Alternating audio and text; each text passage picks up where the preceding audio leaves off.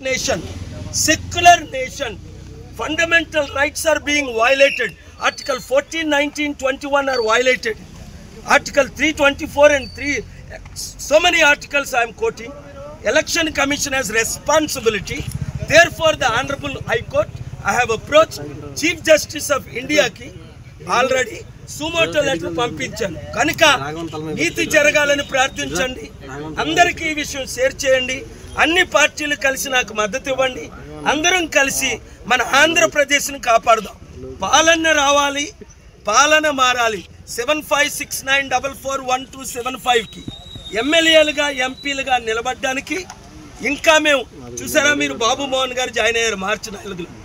టీడీపీని కాదని, బీజేపీని కాదని, బీఆర్ఎస్ని కాదని. అది మన పార్టీ. 120 మంది ఐఏఎస్ ఐపీఎస్లు జైలు. మనది బహుజనుల పార్టీ. మనం కుటుంబ పార్టీకి వ్యతిరేకం, కుల పార్టీకి వ్యతిరేకం. ప్రజాశాంతి పార్టీ రావాలి, మార్పు రావాలి. ఆ మార్పు మీరే తేవాలి. రేపు విజయం రావాలని ప్రార్థించండి. Thank you. ముద్రగడ పద్మనాభం ప్రజాశాంతి పార్టీలోకి ఆహ్వానిస్తున్నాం. కాపుల మీద గౌరవం ఉంటే కాపు నాయకులందరూ ప్రజాశాంతి పార్టీలో ఎందుకు చేరుతున్నారు? ఈ రెండు పార్టీలో ఉన్న కాపులందరూ బయటికి రండి. అంబేద్కర్ ఆశయాలు నెరవేర్చండి. పూలే ఆశయాలు నెరవేర్చండి. మనం బీసీ, ఎస్సీ, ఎస్టీ, క్రిస్టియన్, ముస్లిం 90% ఉన్నాం. 86% కంటే పైన.